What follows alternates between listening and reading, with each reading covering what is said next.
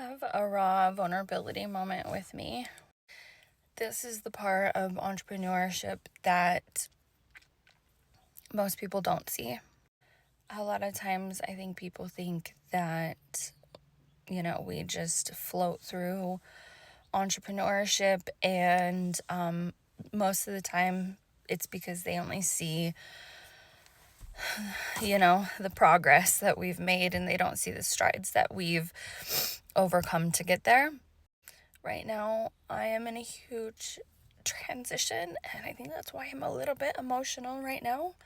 As amazing as it is to outgrow your current situation and have the need for expansion, it also comes with some of the most terrifying territories in entrepreneurship.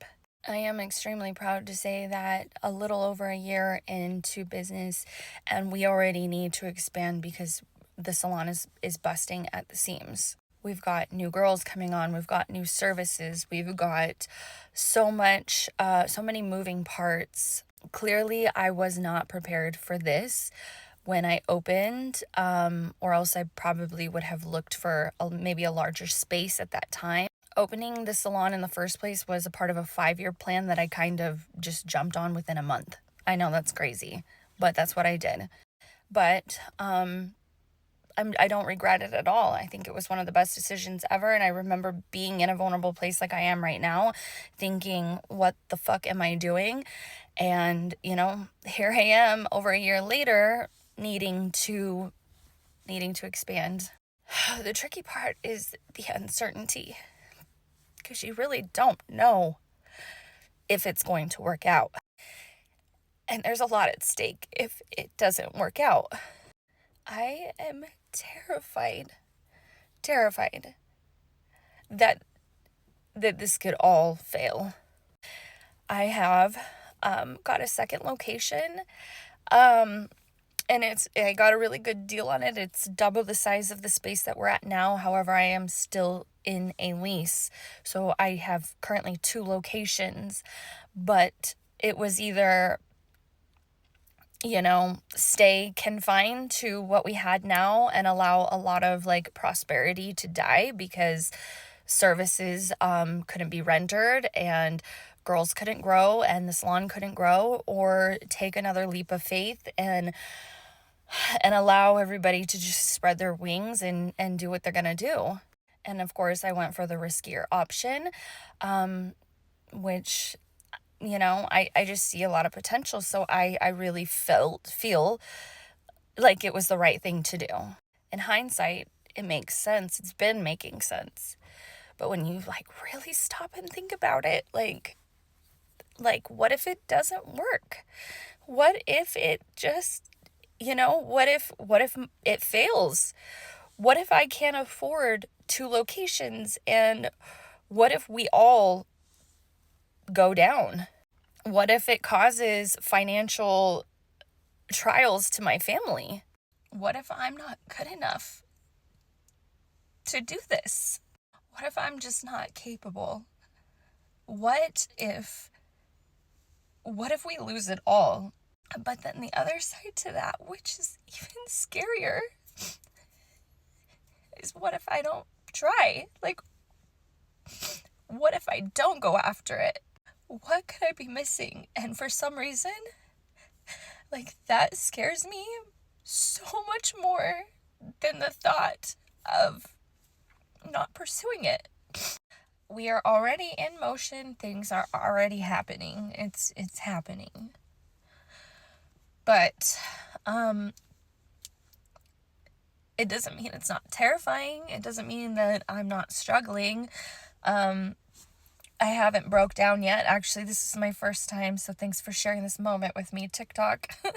I've just been in such go mode that I really haven't had time to process the scary thoughts, because I'm just we gotta go. We gotta get moving. I have to be in there by a certain date.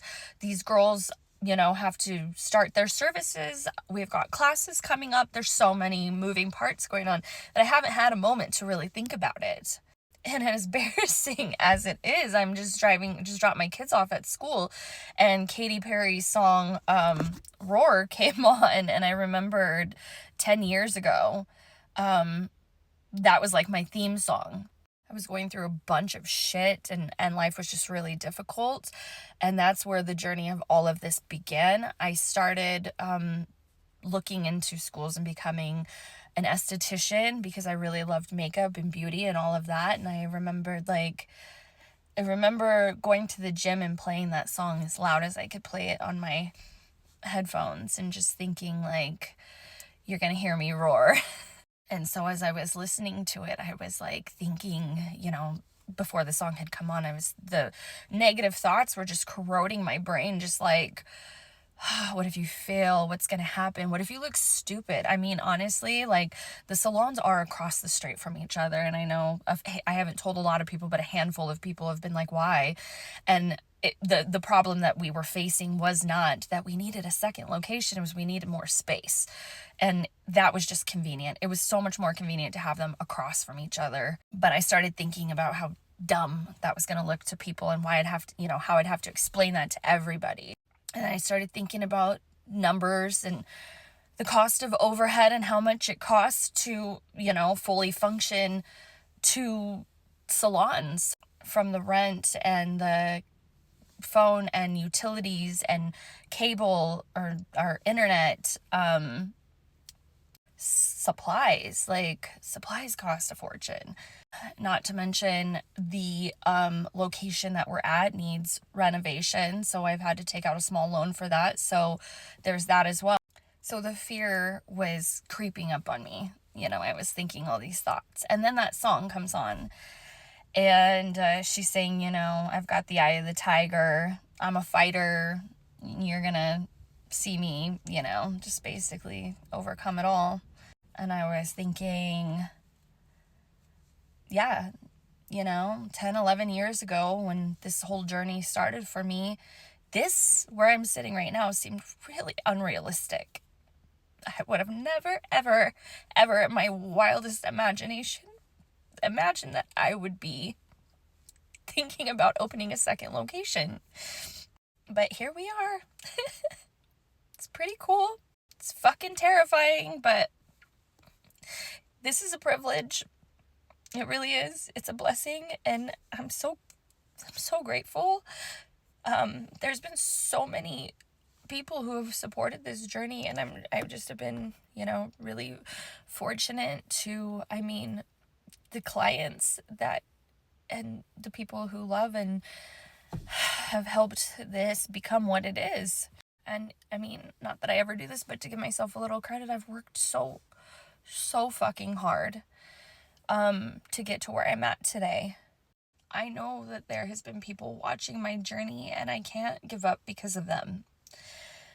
Because they're watching me, and they're seeing a girl who came from fucking nothing, who was literally living in a house where the foundation was sinking in, and half of the house was sloped, going like this. There was no heat in my house. To a girl who is is opening up a second location and fulfilling her dreams. Those people who have watched my journey and know who I am and where I've come from. Some people are new to my journey and they don't know. And, for those that are new, entrepreneurship is fucking hard. I know that people have called me lucky in the past, that you get to make your own hours, you get to work when you want to, you get to make how much you want to make, you make so much money off of the girls that work for you, and and they don't consider that I don't really work for myself. I work for my clients, I work for my staff. I'm never really not working. You're so rich. Where? The goal is to hopefully get to a place of being comfortable enough to do what I want to do when I want to do it with my family, but we're not there yet. So if you've made it this far into this video, thank you for listening, and I hope that maybe this helps somebody else who's getting ready to partake in this journey or is on this journey to just keep going.